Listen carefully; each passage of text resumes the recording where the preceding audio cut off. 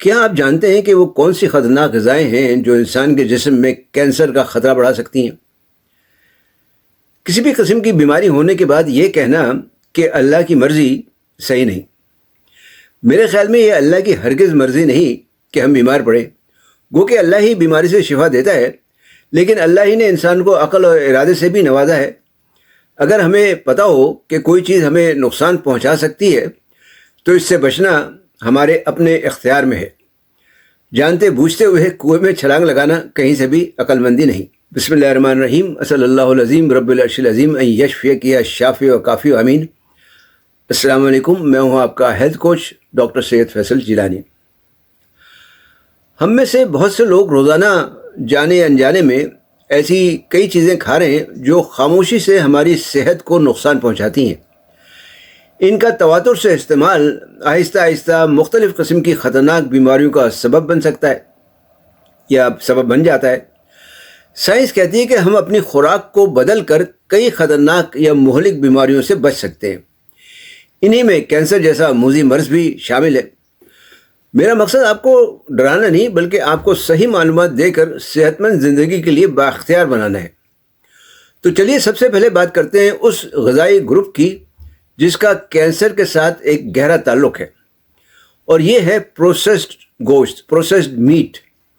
اس میں سوسیجز، bacon, hot dogs اور ڈبہ بند یا بازاری پکا ہوا گوشت شامل ہے۔ عالمی ادارہ صحت یعنی WHO نے اسے گروپ 1 کارسینوجن میں شامل کیا ہوا ہے۔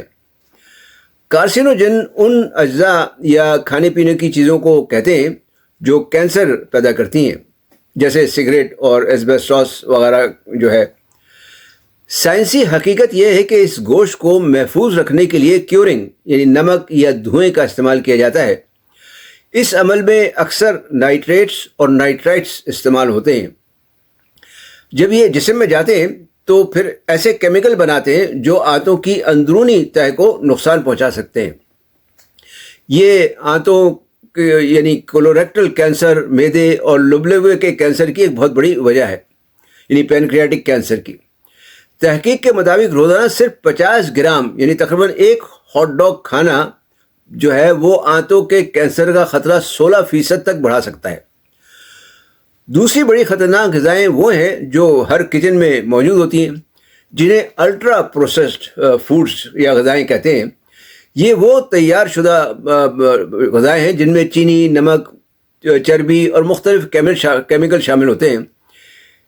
ان میں نہ تو غذائیت ہوتی ہے نہ ہی فائبر۔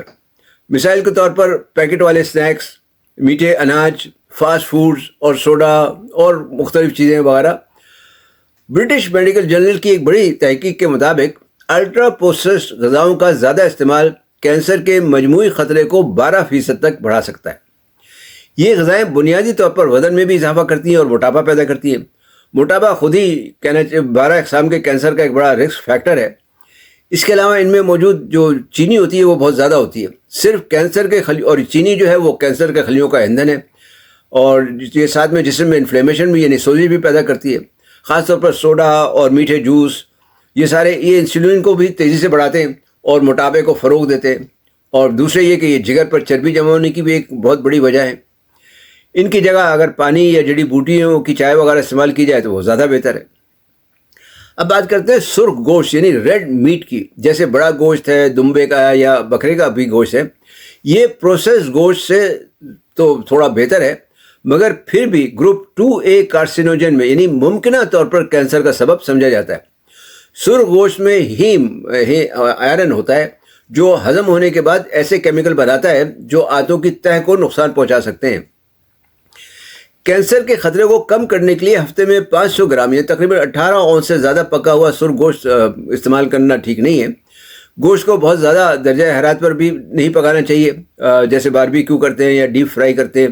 اس کی وجہ سے اس میں PHS اور HCAs نامی مضر کیمیکل بنتے ہیں، یعنی ہیٹروسائکلک امائنز جو کہلاتے ہیں اور پولی سائکلک ایرومیٹک ہائیڈرو کاربنز بنتے ہیں۔ کوشش کریں کہ گوشت کو ہلکی آنچ پر شوربے میں یا اسٹیم کر کے پکایا جائے اور جلے ہوئے حصے کو کاٹ کر پھینک دیا جائے۔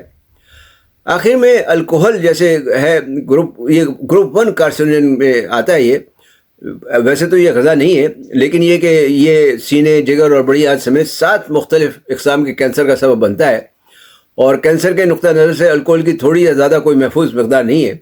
اگر کوئی سمجھتا ہے کہ میں تھوڑی مقدار میں پیتا ہوں تو وہ بھی اتنا ہی کینسر کا شکار ہو سکتا ہے جتنا کہ کوئی زیادہ پینے والا۔ فرق صرف یہ ہے کہ زیادہ پینے والے کو کینسر جلدی ہو جائے گا۔ اب ذرا غور کریں کہ آپ کے معمولات میں ان میں سے کون کون سی غذائیں شامل ہیں۔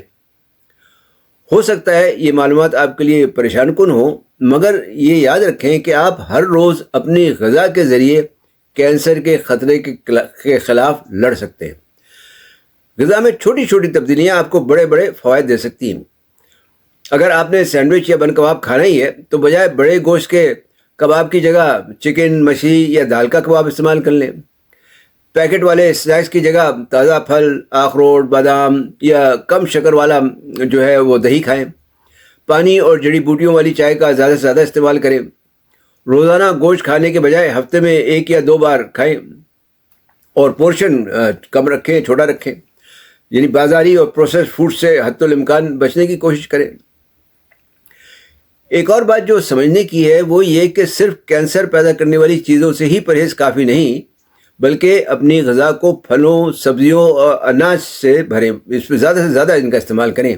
یہ غذائیں اینٹی آکسیڈنٹس کا خزانہ ہیں جو کینسر کے خلیوں کے خلاف جسم کا دفاع مضبوط کرتی ہیں یا قوت مدافعت بڑھاتی ہیں۔